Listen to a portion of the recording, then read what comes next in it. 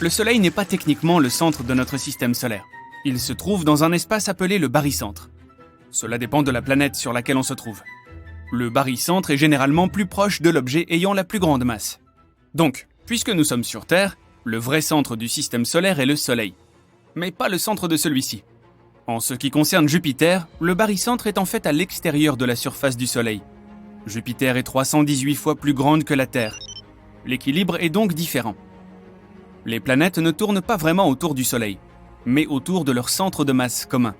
Imagine que tu tiens un crayon en équilibre sur le bout de ton doigt.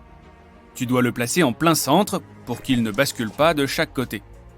Comme la masse du crayon est répartie de manière égale, il est facile de supposer que tout s'équilibre de cette manière. Surtout dans l'espace.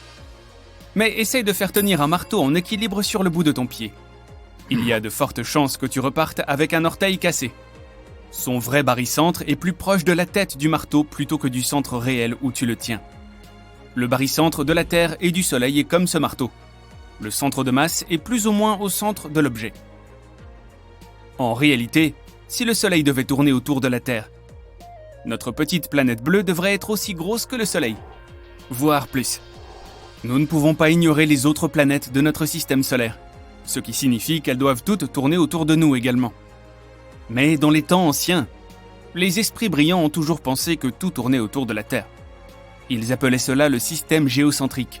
Et cela avait du sens pour eux, car ils avaient l'impression que tout ce qui était au-dessus d'eux tournait autour d'eux.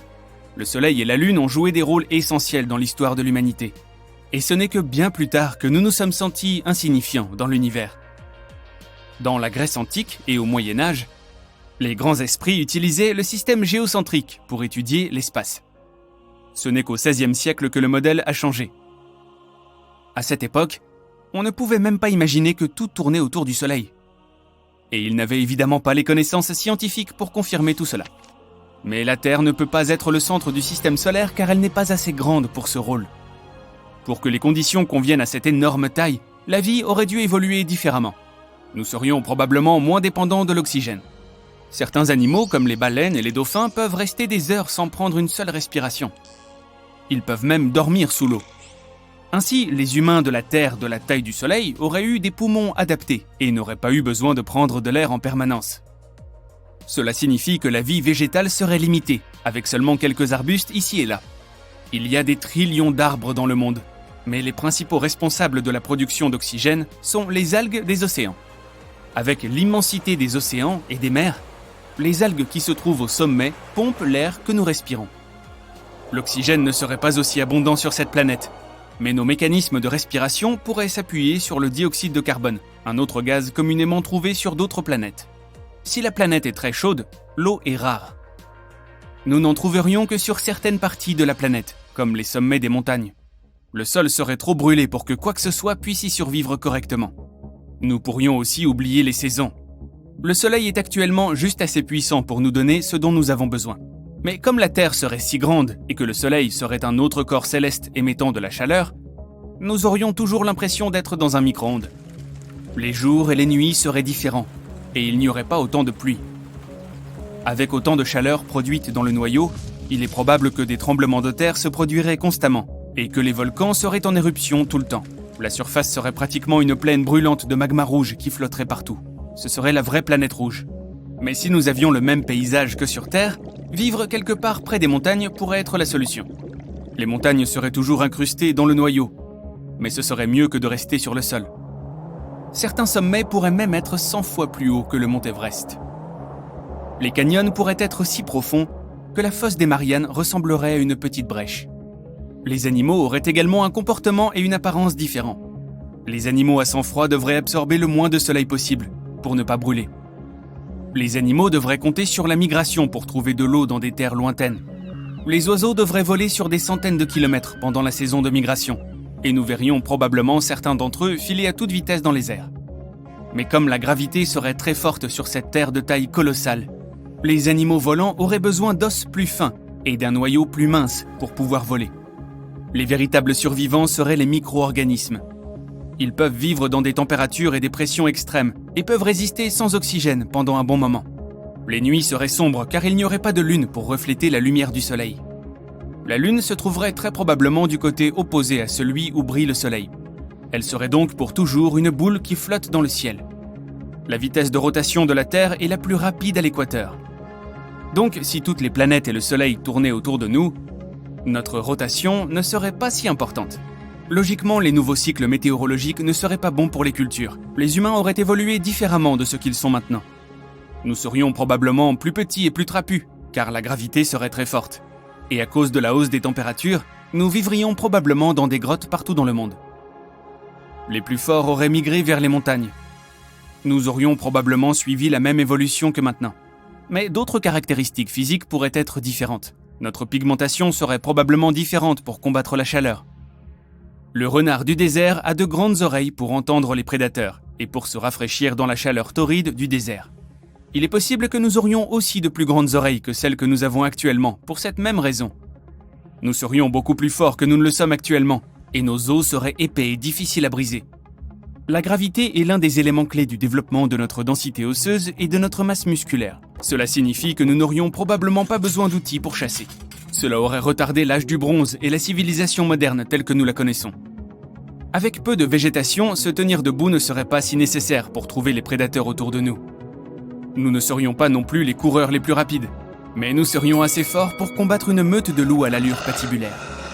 Et si la Terre était gigantesque, il est possible que de multiples espèces d'humains erreraient sur la Terre, dans des zones isolées.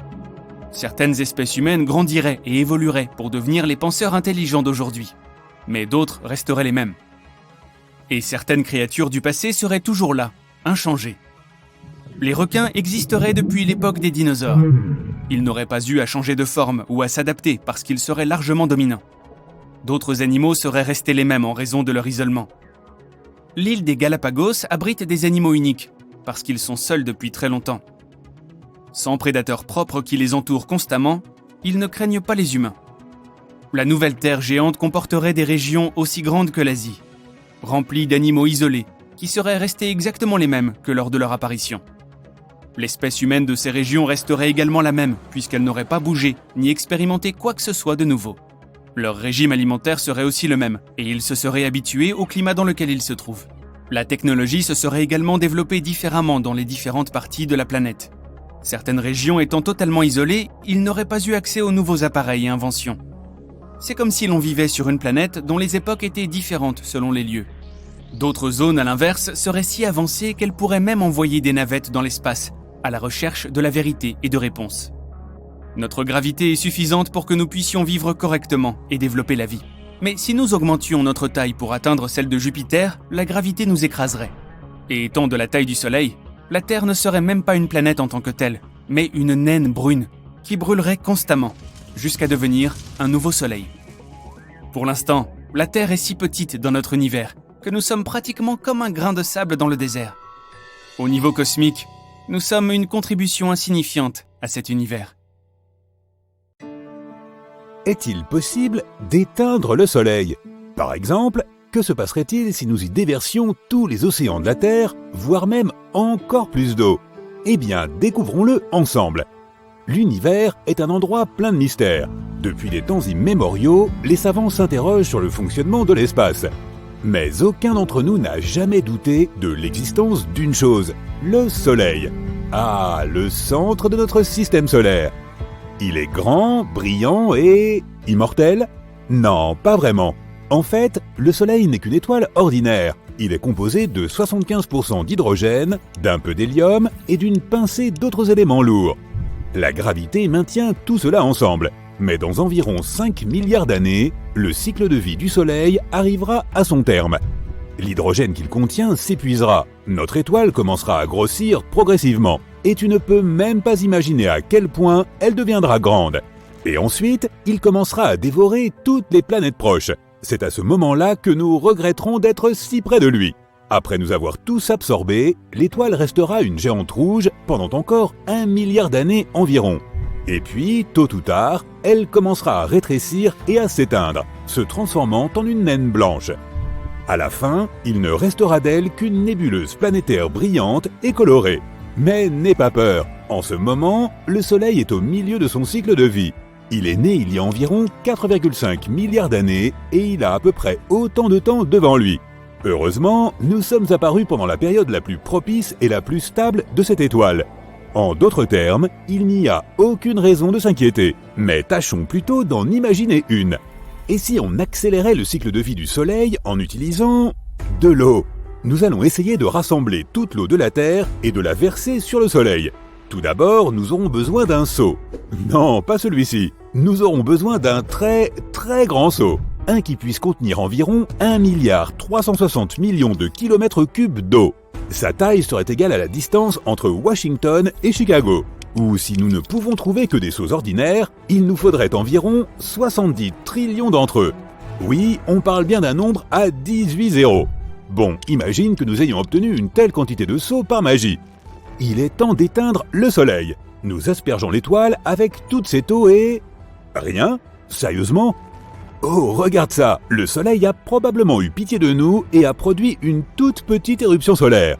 Il s'avère que toute l'eau de la Terre ne représente en fait qu'une ridicule gouttelette pour le Soleil. Les gens sous-estiment souvent à quel point le Soleil est infiniment plus grand que notre planète.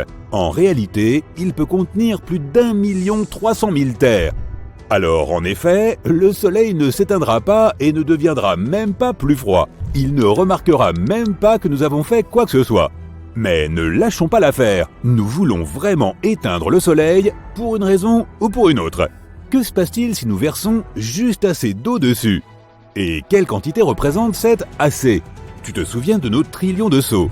Eh bien, nous avons en fait besoin d'environ 370 quadrilliards de ceux-ci. Ce nombre comporte 27 zéros. C'est difficile à imaginer, alors disons simplement que ça fait beaucoup d'eau. Maintenant, déversons à nouveau tout cela sur le Soleil. Waouh! Regarde donc cette vapeur! Mais le Soleil ne s'est toujours pas éteint pour autant. Au contraire, il nous dit merci et devient soudain beaucoup plus grand et beaucoup plus lumineux. Que se passe-t-il? Tu vois, le Soleil n'est pas un vulgaire feu de camp. Dans les feux de camp et la flamme des bougies, il y a une combustion chimique. Lorsque nous versons de l'eau sur le feu, l'eau absorbe la chaleur de la flamme et la refroidit, à tel point qu'elle ne peut plus entretenir la réaction de combustion. Elle bloque aussi l'accès du feu à l'oxygène. En gros, l'eau interrompt le processus chimique. Mais la combustion du Soleil n'est pas la même réaction. Même si nous disons qu'il brûle, ce n'est pas tout à fait vrai. Ce qu'il se passe là-bas est ce que l'on nomme la fusion nucléaire. C'est l'une des réactions les plus puissantes et les plus insensées de l'univers. Il y a de nombreuses couches d'hydrogène qui s'enfoncent profondément dans le Soleil. Si tu prends 4 atomes d'hydrogène et qu'ils fusionnent, tu te retrouves avec un atome d'hélium. Lorsque nous parlons du Soleil, le processus est un peu plus compliqué. Lorsque l'étoile tente de produire cette fusion, les protons positifs se repoussent les uns les autres. Il faut donc beaucoup de force et d'énergie pour réussir à les presser ensemble. Heureusement, il existe une force magique dans l'espace, et c'est la gravité. Le Soleil occupe 99,8% de toute la masse du système solaire. C'est plutôt lourd, non? Et c'est toute cette masse qui maintient le Soleil ensemble à l'aide d'une incroyable force gravitationnelle. Ainsi, la gravité prend des billiards et des billiards de ces petits atomes d'hydrogène et les agrège ensemble à chaque seconde de chaque jour qui passe. Et lorsqu'ils entrent en collision, ils libèrent de l'énergie. Donc, contrairement au feu, le Soleil n'a pas besoin d'oxygène pour exister. Il a besoin d'hydrogène. Et nous savons tous que l'eau n'est autre que l'H2O. Elle est composée d'hydrogène et d'oxygène. C'est donc littéralement du carburant pour le Soleil. C'est comme essayer d'éteindre un feu avec de l'essence. Plus importante encore, la masse supplémentaire ajoutée par l'eau rendra le Soleil plus lourd. Et maintenant, la gravité nous dit merci pour le coup de pouce. Et elle commence à faire entrer les protons en collision les uns avec les autres encore plus rapidement. Grâce à cela, la synthèse s'accélère. Super! Nous avons rendu le Soleil incroyablement puissant. Et maintenant, il nous a dévorés, ainsi que d'autres planètes proches. Et si nous continuons d'ajouter de l'eau, le Soleil finira tôt ou tard par s'effondrer sur lui-même. Il se débarrassera de ses couches extérieures et deviendra un trou noir. Génial! Maintenant, il va aspirer absolument tout ce qui se trouve alentour. Rembobinons rapidement car, de toute évidence, notre expérience sur l'eau était une erreur. Cette petite éruption solaire n'était pas si mal tout compte fait. Très bien, nous voici de retour au soleil calme que nous connaissons.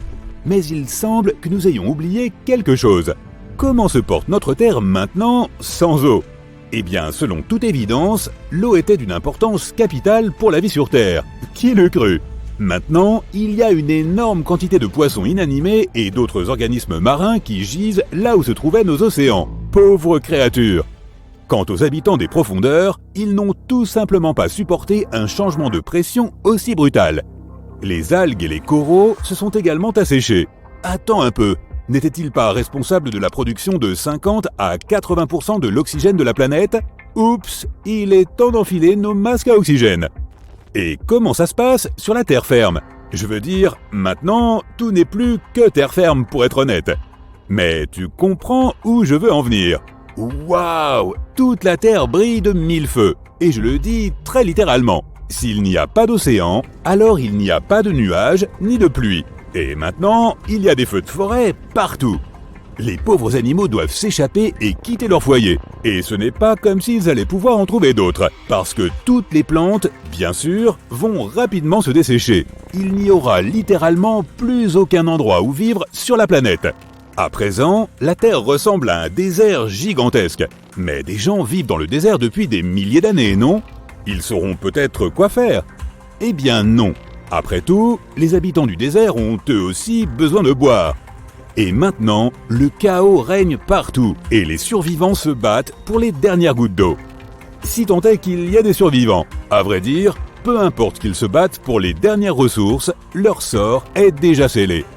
Les océans absorbent une énorme quantité de CO2. Est-il possible pour une planète d'avoir non pas un, non pas deux, mais plusieurs soleils ?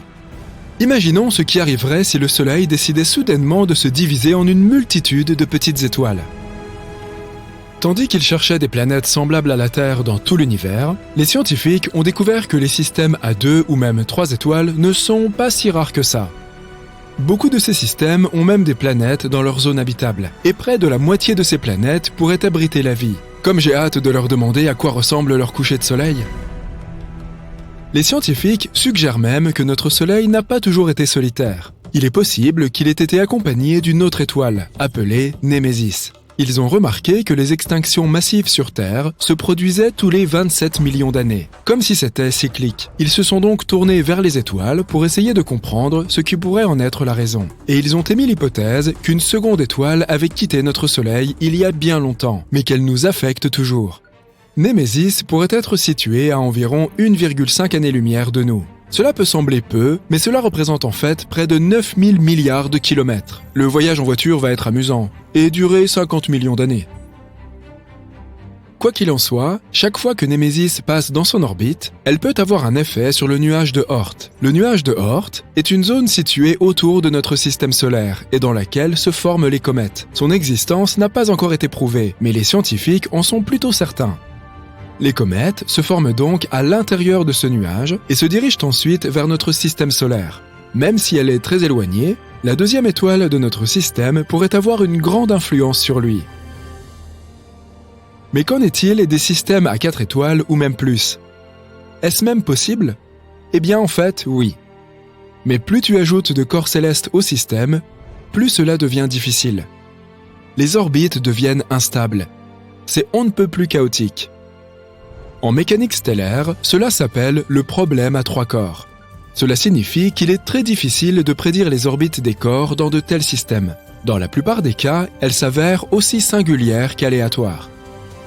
Isaac Newton est le premier à l'avoir remarqué. Il a essayé d'appliquer ses découvertes sur la gravitation à la Terre, à la Lune et au Soleil. Et il s'est retrouvé confronté à un sacré casse-tête. Il n'était pas facile de comprendre comment 3 objets stellaires orbitent de façon si stable les uns autour des autres. Et il ne s'agissait encore que d'une planète et d'un satellite. Et si on ajoutait plusieurs étoiles ? Je ne voudrais pas être à la place de ceux qui devront calculer tout ça. Ah oui, c'est vrai, je ne suis pas scientifique. Quoi qu'il en soit, nous savons que les systèmes à 3 étoiles sont extrêmement chaotiques. Mais qu'en est-il des systèmes avec encore plus d'étoiles ? Ils sont très très rares. En 2021, la NASA a découvert un système stellaire composé de pas moins de 6 étoiles. C'est tout simplement fou. Bien sûr, il n'y a pas de planètes dans ce système, mais qui sait, nous trouverons peut-être un jour un système de ce genre, mais avec des planètes en plus. Dans de tels mondes, la chorégraphie gravitationnelle est très complexe. Il faut des conditions très spécifiques pour que tout tienne bien ensemble. C'est un peu comme marcher sur une corde raide au-dessus d'un abîme. Avec tout cela en tête, essayons d'imaginer ce qui se passerait si le Soleil se transformait soudainement en plusieurs petites étoiles. Oh là là, il va nous falloir une simulation très détaillée. Non, nous allons probablement avoir besoin d'une douzaine de simulations pour que cette chose fonctionne, parce que sinon, nous n'aurons que quelques options. Première option, nous divisons le Soleil en 5 ou 10 petits soleils. Nous dispersons ces derniers non loin les uns des autres. Ils détruiront notre système en quelques heures. Et oui. Tous les systèmes stellaires, y compris le nôtre, sont en mouvement constant dans l'univers. Donc, ils s'écraseront les uns contre les autres presque immédiatement. Cette collision entraînera la création d'une supernova. Notre système se transformera en une magnifique nébuleuse colorée. Pour nous, cela se produira en quelques minutes seulement. Nous n'aurons même pas le temps de sentir quoi que ce soit. Et toutes les planètes de l'ancien système solaire se transformeront immédiatement en une poussière spatiale étincelante. Mais ce n'est peut-être pas la meilleure option pour nous, n'est-ce pas? Voyons si cela peut se passer autrement. Deuxième option. Puisqu'ils ne peuvent pas être placés si près les uns des autres, essayons de les placer aussi loin que possible. Et dans ce cas, ils vont simplement s'en aller. Adieu! Leur force gravitationnelle est trop faible pour que tout se maintienne. Nos petits soleils quitteront simplement le système solaire, voyageant dans l'espace dans diverses directions. Ensuite, les planètes abandonnées n'auront plus d'orbite. Et ça inclut la Terre, bien sûr. Nous deviendrons ce qu'on appelle une planète vagabonde. Au début, nous ne nous rendrons même pas compte que la planète a quitté son orbite. Nous n'aurons donc pas le temps de faire quoi que ce soit, et un froid terrible s'installera. Quelle fin triste et poétique. Bon, aucun de ces dénouements n'est très folichon. Oh d'accord, il nous reste une dernière option. Notre principal problème est de faire en sorte que chacune de ces petites étoiles ait une masse égale. Mais jette un coup d'œil à tous ces systèmes multi-étoiles que nous avons déjà découverts. Tu verras qu'aucun d'entre eux ne ressemble à un groupe harmonieux de boules lumineuses. Au lieu de cela, on y trouve quelques grandes étoiles, et le reste, les petites, sont en orbite autour d'elles. Alors, que penserais-tu de 2 grandes étoiles avec 2 plus petites? À quoi ressemblera la Terre alors? Eh bien, son orbite deviendra terriblement instable. Nous nous agiterons d'avant en arrière, et ce n'est pas vraiment recommandé, pour être tout à fait franc. Nous savons à quoi cela peut mener, car, et c'est tout simplement fou, cela nous est déjà arrivé une fois. Oui, il y a environ 70 000 ans. Une étoile solitaire a visité notre système solaire. C'était une naine rouge appelée Scholz. Une naine rouge est une étoile très petite et très froide. Si tu considères que 7760 degrés est froid, bien sûr. Mais on estime qu'il s'agit du type d'étoile le plus faible et le plus froid. Elle ne devait donc probablement pas avoir l'air ni si grande ni si brillante dans notre ciel. À cette époque, nos ancêtres Homo sapiens vivaient déjà leur vie. Est-ce que tu t'imagines leur surprise? Ils ont vu une autre étoile débouler dans le ciel vers le soleil. Je me demande bien à quoi cela pouvait ressembler. Et puis, Scholz a contourné le soleil et a continué son voyage dans l'espace. Tu ne t'attendais pas à ce que je fasse le récit d'une catastrophe, n'est-ce pas? Si cela s'était produit, tu ne serais pas devant ton écran à regarder cette vidéo. Mais grâce à cette histoire, nous pouvons nous faire une idée de ce qui arrive à la Terre lors de tels événements stellaires. À cette époque, une énorme activité volcanique s'est déclarée sur notre planète. Nous avons aussi eu droit à des pluies de météorites qui nous ont presque anéantis. Nos ancêtres ont vraiment eu la vie dure. Quelque chose de similaire se produira sur notre planète hypothétique avec 4 soleils, mais à une échelle bien plus grande. Une activité volcanique constante, des tremblements de terre et des tsunamis. Brrr. De plus, la durée d'un jour changera, ainsi que la durée des saisons et de l'année dans son ensemble. Elles ne seront plus stables, à cause des changements fréquents de la gravitation. En d'autres termes, tu ne sauras jamais à quoi t'attendre. Un hiver d'1 an, un été brûlant. Et lorsque nous nous trouverons à mi-chemin entre 2 étoiles, il n'y aura même plus de nuit. Elles illumineront les 2 parties de notre planète et il nous faudra dormir en plein soleil. Et si tu penses que tout ça est bien mauvais, garde à l'esprit que nous serons aussi assaillis par beaucoup plus de rayons ultraviolets et de vents solaires à cause de nos 4 soleils. Leur couleur changera également. Ils se transformeront en naines rouges et prendront une teinte orange écarlate dans notre ciel. Nous aurons aussi beaucoup plus d'éclipses. Sauf qu'au lieu de la Lune, c'est le Soleil qui sera éclipsé par un autre Soleil. Mais il deviendra probablement juste un peu plus sombre. Pour être honnête, il est peu probable que quelque chose survive sur Terre après tout cela. Je veux dire, c'est possible, mais effectue une centaine de simulations toi-même si tu veux en être sûr. Toutefois, nous pourrions, en théorie, survivre dans un système binaire plus simple. Par exemple, dans un système composé de 2 étoiles proches l'une de l'autre. Il faudrait qu'elles soient toutes deux fois plus petites que notre Soleil actuel. Ce serait le scénario parfait, et il est fort possible que ça arrive dans un avenir lointain. La NASA travaille actuellement sur un projet visant à relocaliser nos descendants sur Proxima Centauri b. Il s'agit d'une planète située dans le système stellaire le plus proche de notre Soleil, Alpha du Centaure. Et, qui sait, peut-être qu'un jour, dans le futur, nous déménagerons vraiment là-bas. Nous verrons alors ce que c'est que de vivre avec plusieurs soleils.